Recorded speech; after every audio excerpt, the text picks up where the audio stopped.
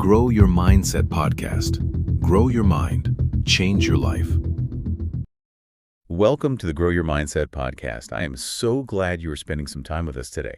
Yeah, it is great to be here. So, to start things off, I want you to just imagine you are walking down the sidewalk. It is a really beautiful sunny afternoon. Oh, I love those days. Right. And you are looking down at the gray concrete. Right there, near the edge of the grass, you spot a tiny ant. Just one single ant. Okay, I am picturing it. Have you ever actually stopped walking, crouched down, and truly watched one of these creatures move? Usually we just step right over them. We do, but if you watch, they climb over these huge, sharp rocks. I mean, those rocks must look like massive mountains to an Oh, animal. definitely, like Mount Everest. No, yeah, exactly. And they carry pieces of food or leaves that are way, way bigger than their own bodies. But the most amazing thing, they never seem to stop moving forward. They really do not. If they face an obstacle, they just immediately look for a way over it or under it or around it. It is a remarkable thing to see, honestly, when you take a moment to just observe it. Because, they are so physically tiny, we ignore them. But if you watch closely, it is like a masterclass in focus. Just pure, unstoppable, forward momentum. And that observation is actually the foundation of our conversation today. We are exploring the ant mindset. I really love this topic. Me too. We're going to talk about what these tiny, highly organized creatures can teach us humans. About self-improvement and finding motivation when we feel totally stuck. Which happens to all of us. Right. And we will also talk about learning new, hard skills. For example, if you are trying to learn a new language, like English, the way an ant approaches a huge challenge is actually incredibly helpful for you. It might sound a bit funny at first, right? Looking to a tiny insect for life advice. Yeah, a little bit. But, well, nature has spent millions of years figuring out how to survive and succeed. So today, we are going to break down how they act. Exactly. We will look at how they take action right away, instead of just waiting to feel motivated. We will talk about how they work together, how they plan for the future, and how they survive huge problems. And we will also make sure to share 2 or 3 very practical tips, things you can actually start doing in your life today. Yes, real action steps. So a great way to think about our conversation today is to think about building a house. Okay, a house. I like that. You do not just snap your fingers and suddenly have a house, right? You have to start with the smallest bricks. Those bricks are your daily actions. One brick at a time. Then you build the walls. The walls are the systems and the teamwork you use. And finally, you put a strong roof on top. That roof is a strong mindset that protects you when things get hard. That is a perfect way to picture it. So let us start by picking up that very first tiny brick. When ants look for food, they use a very specific strategy. You call it the mandible principle. Yes, the mandible principle. This is really where all momentum begins. Okay, tell us about it. Well, an ant uses its mandibles, those are its jaw parts, its mouth, to grab and carry things. Right. So imagine someone drops a whole slice of bread on the grass at a picnic. An ant walks up to it.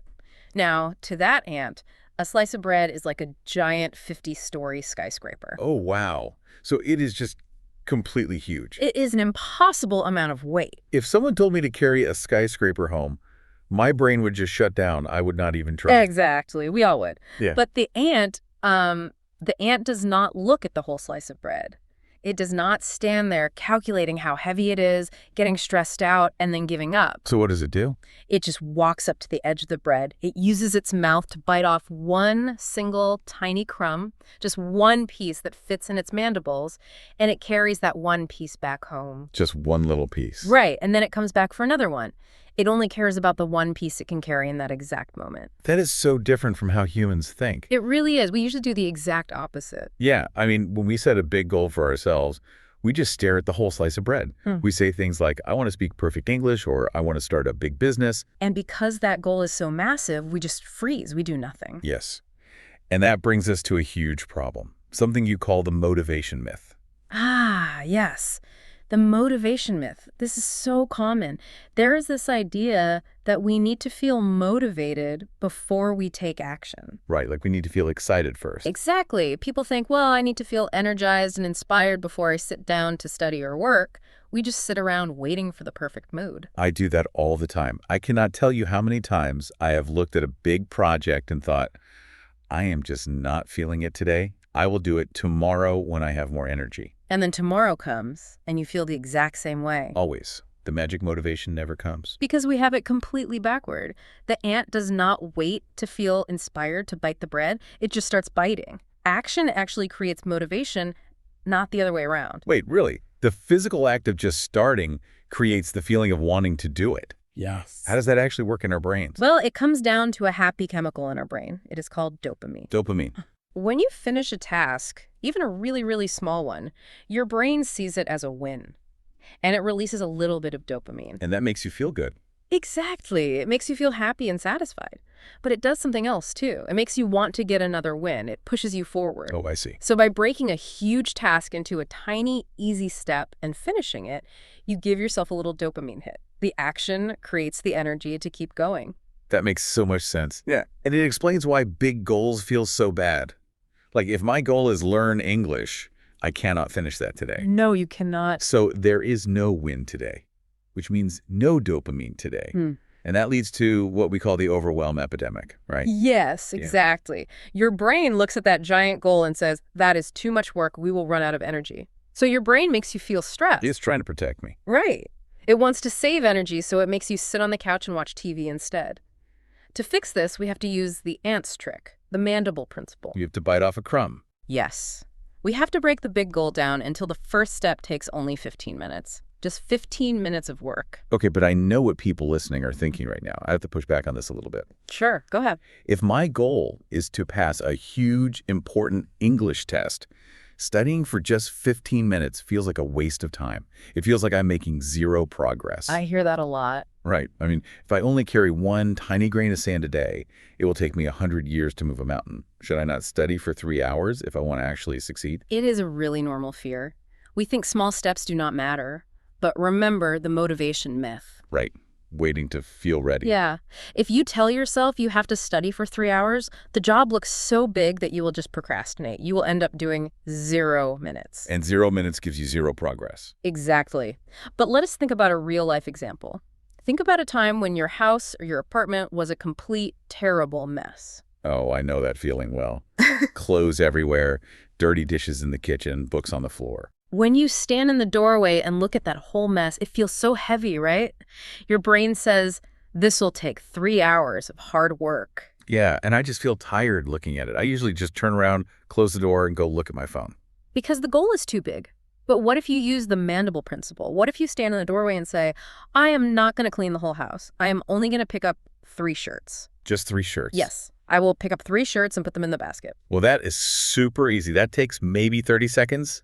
I do not need any motivation to do that. Exactly. So you pick up the 3 shirts. Yeah. You did it. Your brain gets a tiny win. A little bit of dopamine. Oh, I see where this is going. Right. Suddenly you look down and see a book on the floor and you think, well, I am already standing up. I will just put this book away. Another win. Another hit of dopamine. And then you wash a dish. And before you know it, an hour has passed and the room is totally clean. Yes. The 15-minute bite is a trick. It is a trick to help you just start. Once you start moving, it is so much easier to keep moving. So it is not that you only ever work for 15 minutes. It is that telling yourself, I only have to do 15 minutes, stops you from being afraid of the task. You got it. And doing this every day brings us to a very important rule for building habits. We call it the never twice rule. The never twice rule. Okay, this is about being consistent, right? Because real life happens. You plan to study for 15 minutes, but then your car breaks down or you have to work late. Life is definitely messy. Yeah, so you go to bed super tired and you do not open your book. If I miss one day, does it ruin everything? Not if you know the never twice rule. The rule is simple. It is totally okay to miss one day, but you must never miss 2 days in a row. Why is the second day so dangerous? Because of how our brains learn patterns. Missing one day is just an accident. It is a mistake.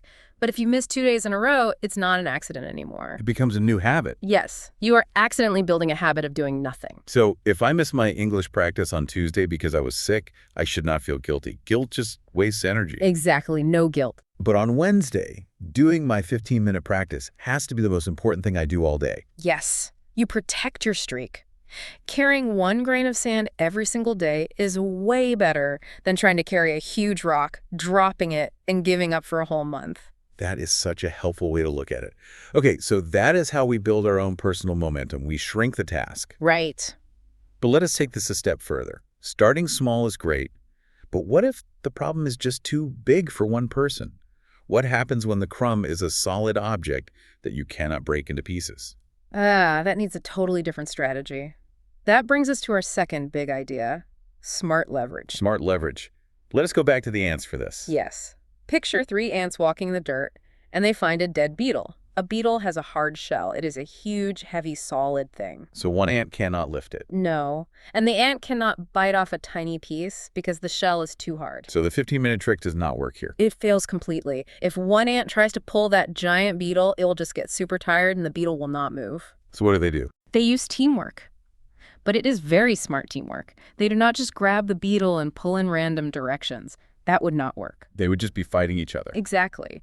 Instead, they organize. They find the right spots. One ant pulls from the front, another pushes from the side, and they combine their strength to move this impossible weight. They work smarter, not just harder. That makes me think of leverage in tools.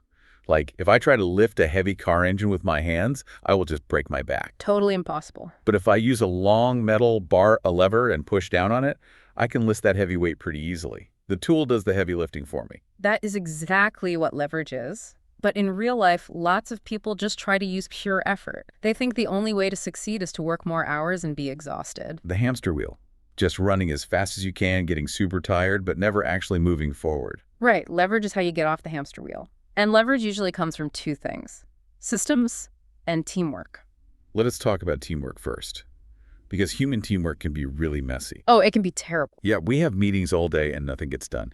But ants have a rule that fixes this. You call it the single owner rule. Yes. When ants move that big beetle, they do not have a meeting to discuss it. One ant just takes the lead. That ant chooses the direction, and the others help push in that same direction. One clear leader for that task. Right. But in human life, in an office, or even in a family, we have something called the bystander effect. I know this one. It is when there is an emergency in a crowd and no one helps because everyone thinks someone else will do it. Exactly. And we do this with work, too. A boss might say, everyone on the team needs to update the files. Or in a house, someone says, we all need to keep the kitchen clean. And when everyone is responsible, nobody does it. Right. You think, I am busy, Sarah will clean the kitchen, but Sarah thinks John will clean it, so the kitchen stays dirty. So the single owner rule fixes this. You do not say, we all clean. You say, John, you are the only person in charge of washing dishes. Sarah, you are the only one in charge of taking out the trash. Yes. They can ask for help, but one person owns the final result. That is how the beetle actually moves. Okay, that is teamwork. You also mentioned systems. How do we use systems as leverage? Through things called multipliers. What is a multiplier? The multiplier is when you do a piece of work one time, and it saves you time forever. Give me an example. Say you write the same long, boring email to different clients 3 times a week. Writing it from 0 every time is bad leverage. It is a waste of energy. Right. So you spend 1 hour writing the perfect email template, you save it. Now you can just click a button and send it. You spent 1 hour, but you save 50 hours over the next year. That is super smart for an office job. Uh-huh. But let me ask you about our listener. Maybe they are just trying to learn English on their own. Okay, yes. They do not have an office team. They do not have clients. How does a single person use leverage to move the beetle? That is a great question.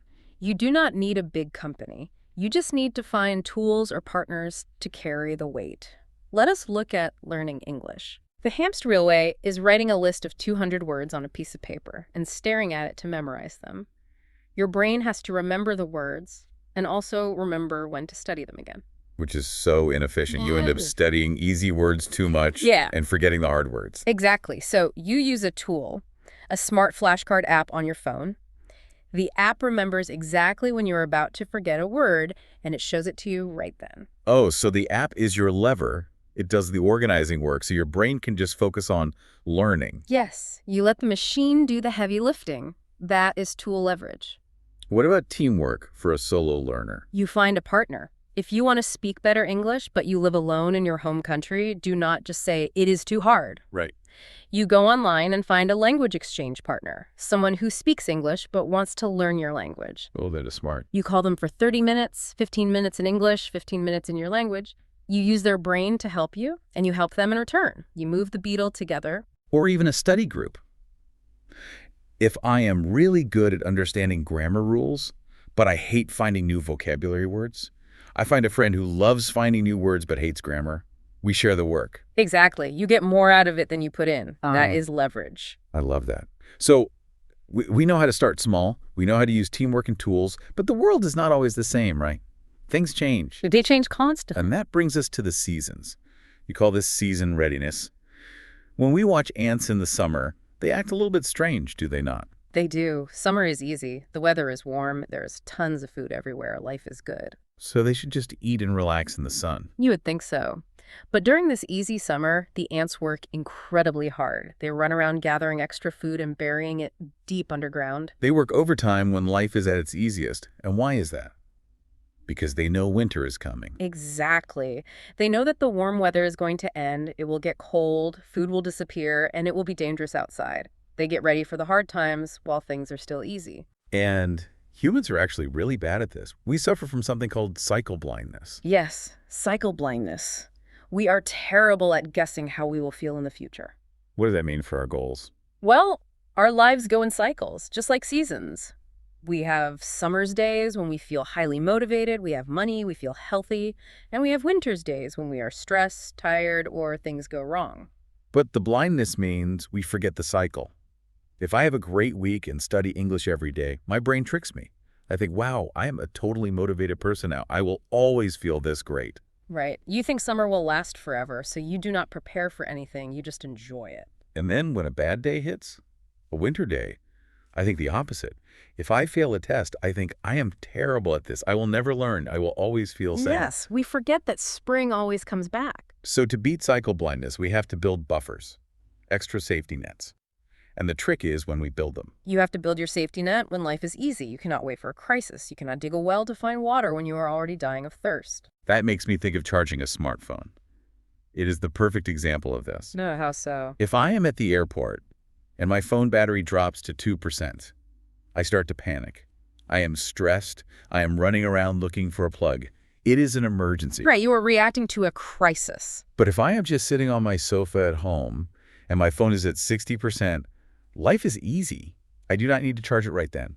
But I plug it in anyway. I charge it to 100% while things are easy. So that you have a buffer for later. Exactly. So when I have to go out into the busy world, I am safe. That is a fantastic way to explain it. Okay. Let us apply that to learning English. If you have a week where you feel super energetic and you have free time, do not just do your 15-minute bite and then watch a movie. Do not waste the summer. Right. Build your buffer. Use that extra energy to make flashcards for the next 2 weeks. Download listening podcasts to your phone. Organize your desk. Oh, I see. So next week, when you get a cold or work is crazy, you do not have to plan anything. The hard work is already done. You just do your tiny 15-minute task and keep the streak alive. Exactly. You survive the winter using the food you gathered in the summer. But winter is also hard on our feelings. How do we keep our mindset strong when things go badly? We use a mental trick called the optimism ritual. Now wait, is this just toxic positivity? Like pretending everything is fine when everything is actually on fire? No, not at all. Toxic positivity is ignoring the problem. That does not work.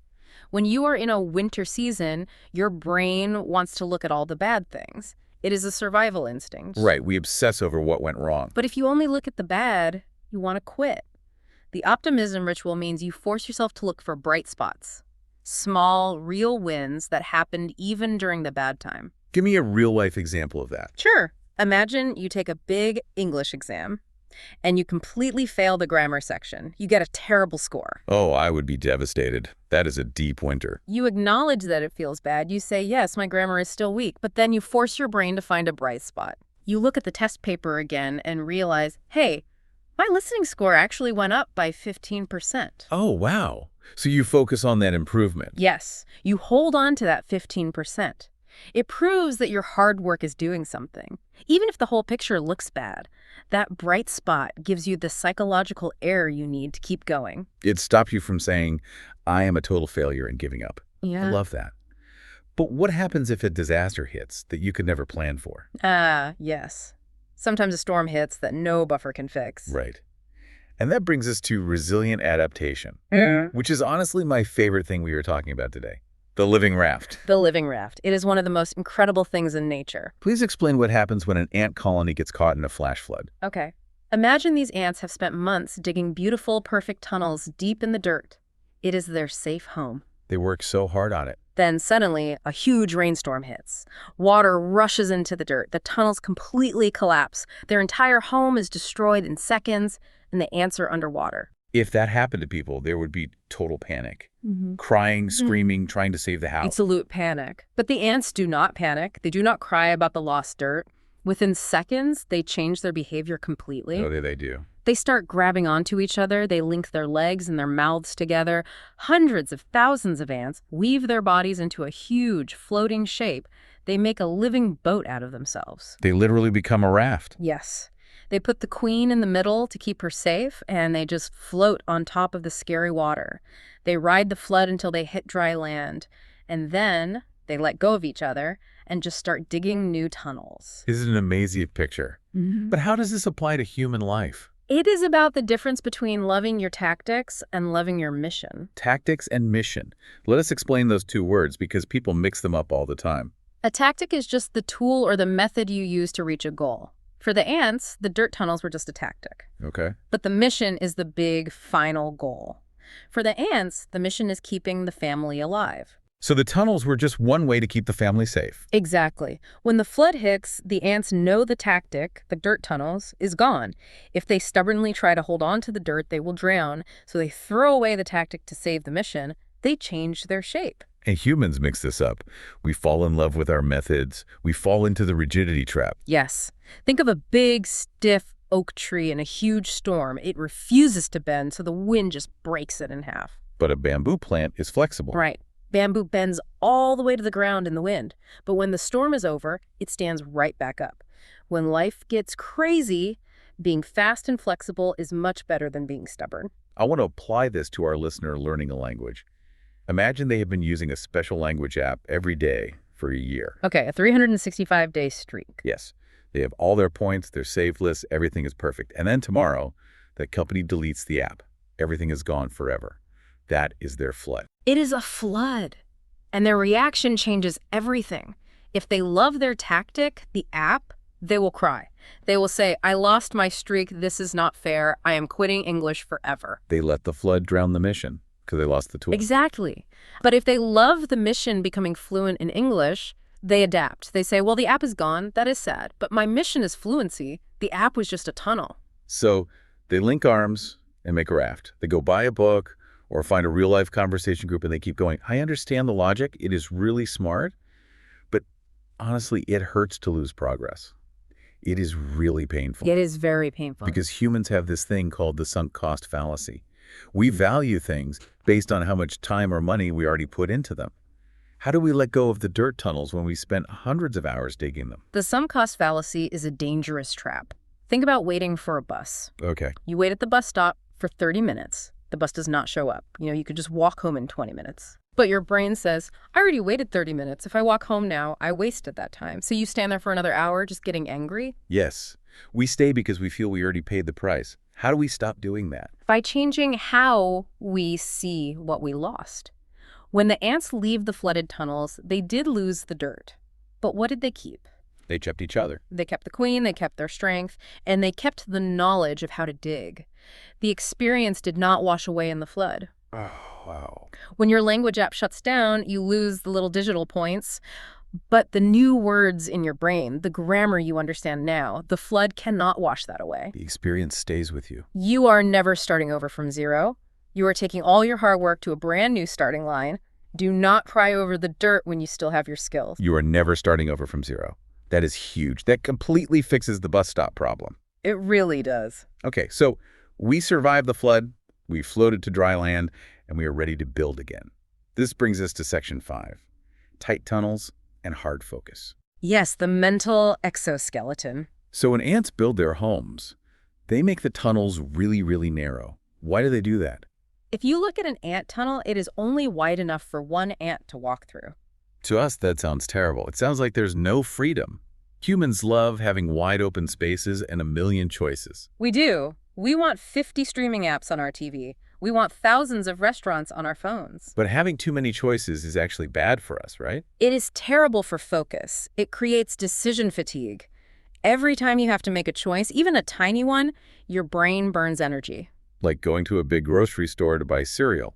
You see 80 boxes of cereal. Instead of feeling happy, you feel frozen. You spend 10 minutes staring at the boxes, and you leave feeling tired. Right. The ants fix this by making the tunnel narrow. Inside that tunnel, an ant can only go forward or backward. There are no other choices. So they do not have to think about it. Exactly. Because they remove the choices, they can move incredibly fast. Restricting your options actually makes you faster. Fewer choices equal faster action. And ants also have a physical shell that helps them, right? Their exoskeleton. Yes. Humans have bones on the inside and our soft skin is on the outside. But ants have their hard skeleton on the outside. It is armor. It protects their soft insides from the dangerous world. Well, humans cannot grow a shell, so what does this mean for us? We have to build a mental exoskeleton. We live in a world that is always trying to steal our attention. Every beep, every notification on your phone is designed to distract you. It is constant. If your mind is soft and exposed, your phone will control your life. I want to talk about the brain science here, because you taught me a concept called attentional residue, and it blew my mind. What happens in our brain when we switch from working to checking our phone? Let us say you are doing deep work. You are really focused on reading a difficult book in English. Okay, totally focused. Then your phone vibrates. A friend sent you a funny video. You think, I will just watch this for 30 seconds and go back to reading. I do that every single day. I think it is harmless because it is only 30 seconds. You watch the video, you smile, you put the phone down, and you look at your book again. Your eyes are on the paper, but your brain is not. Really? A big part of your brain is still lagging behind, thinking about the funny video or thinking about what to text your friend back. That left behind thought is the residue. Wow. And studies show that after a tiny interruption like that, it can take your brain up to 23 minutes to fully get back to 100% focus. Wait, really? 23 minutes to recover from a 30-second distraction? Yes. Your brain is not a computer. It takes time to load the deep thoughts back in. So if I check my email every 10 minutes while I am studying, I am never actually focused. I'm just resetting that 23-minute timer over and over. Multitasking is a total lie. It is a complete illusion. You are operating without an armor shell, and the world is just hitting your attention over and over. So how do we build the armor? How do we build the narrow tunnel for our mind? We use the underground advantage. The most important work in an ant colony happens deep underground where it is quiet and safe. You have to take your brain underground. You schedule a block of time, maybe just 60 minutes. During that hour, the phone is in another room. The computer tabs are closed. The door is shut. Zero interruption. You build a tunnel where getting distracted is physically impossible. Okay, I have to play the devil's advocate here. Because modern life expects us to reply to messages instantly. If I turn my phone off for an hour, what if there's an emergency? What if my family needs me? People get real anxiety about disconnecting. That fear of missing out is very strong, but we have to be honest with ourselves. Look at the last year of your life. How many text messages were true life or death emergencies that could not wait 60 minutes? Honestly, zero. Usually people just want a quick answer for something silly. Exactly. Most emergencies are just someone else's convenience. But to help with the anxiety, you use a focus contract. What is that? You tell people your rules before you disappear. You tell your family or your coworkers, hey, from 10 to 11 o'clock, I am studying. My phone is off. I will reply to everyone at 11:01. Oh, you set the boundary out loud. Yes. And people might be surprised at first, but they learn very fast. You train them to respect your time, and it frees you from the worry so you can just run down your narrow tunnel. That is so freeing. All right, we have covered so much amazing ground today. We talked about creating dopamine with the mandible principle. We talked about moving the beetle with smart leverage. And getting ready for winter with buffers. Yes, and surviving the flood with a living raft and protecting our focus with narrow tunnels. But just listening is not enough. We need to take action. So let us give our listener 3 very clear, simple tips they can do today. Now let us do it. Tip number 1 is the 15-minute bite. How exactly do we do this? I want you to think about the scariest, biggest goal on your to-do list, the one you are hiding from. Okay, I have one in mind. First, Tell yourself out loud, I do not have to finish this today. Take all the pressure off. Yes. Then make the first step so small that it only takes 15 minutes. If your goal is to organize your whole garage, the task is not clean the garage. The task is put 3 tools in the box. Right. Set a timer for 15 minutes. Do the work. When the timer rings, you can walk away. You got your dopamine hit. You started the momentum. It's so easy you cannot say no. I love it. What is tip number 2? Tip number 2 is the weekly purge. Killing dead tasks. What is a dead task? Well, ants keep their tunnels very clean. If a bug dies in the nest, they carry it outside right away so it does not cause disease. Okay. A dead task is something on your to-do list that has been sitting there for months, like read that thick classic book or organize all my old photos. You never do it, but you look at it every day. And every time I look at it, I feel guilty. I feel like I am failing. Yes. That guilt drains your mental energy. Those dead tasks are rotting in your brain. So once a week, you purge them. Oh. Look at the list. If it is a dead task, you have choices. Do it right now if it takes 2 minutes, give it to someone else. Or, and this is the best one, just delete it. Just cross it off and never do it. Yes. Forgive yourself. Say, I am never going to organize those photos. Cross it off, throw the dead bug out of the nest. You will feel so much relief. I feel relief just imagining crossing it off. That is fantastic. And the last tip. Tip number 3 is build a 6-week tunnel. How do we do that? This is about limiting your choices to go faster. If you are learning English, you probably have 3 apps, 2 books, and 5 YouTube channels you try to watch. Yeah, and I waste 20 minutes every day just deciding which one to use. Exactly. For the next 6 weeks, you pick just one method, just one book, or just one app. Delete the rest. Wow, just one. Yes. For 6 weeks, your only choice is to open that one book, you remove the decision fatigue, and you just move forward. The 15-minute bite, the weekly purge, and the 6-week tunnel. Those are amazing practical tools. They will change how you work. So to wrap everything up today, we learned that action comes before motivation. Just take one bite of the bread.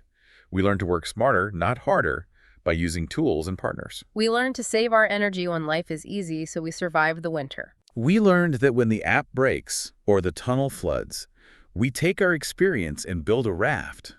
And we learn to put on our mental armor and go underground to focus. And at the end of the day, the ant mindset is an identity. It is a belief. What is that belief? It is the belief that it is not over until you win. It is not over until you win. Yeah, when an ant hits a rock, it does not ask if it can get past it. It only asks how to get past it. Problems are just puzzles. When you start thinking like that, you become a finisher. You become a finisher. I love that. And, we talked a lot about our personal goals today, but it makes me wonder, what if the whole world worked a bit more like this? What do you mean? Like, what if our schools and our jobs stopped making everyone compete against each other, carrying their own heavy slice of bread? What if we actually worked together to lift the beetle? What if we celebrated teamwork instead of just cheering for the person running fastest on the hamster wheel? That is a really beautiful thought. True leverage is about realizing you do not have to carry everything alone. Exactly. So I want to leave you, our listener, with a question to think about today. Look at the giant slice of bread in your life right now, the big goal that is stressing you out. What is the one tiny grain of sand you are going to pick up and carry today? Just one grain. Just one. Thanks so much for hanging out with us today and growing your mindset. Keep learning, keep taking those tiny steps, and we will talk to you next time on the Grow Your Mindset podcast. Take care. Thanks for listening. Keep moving forward.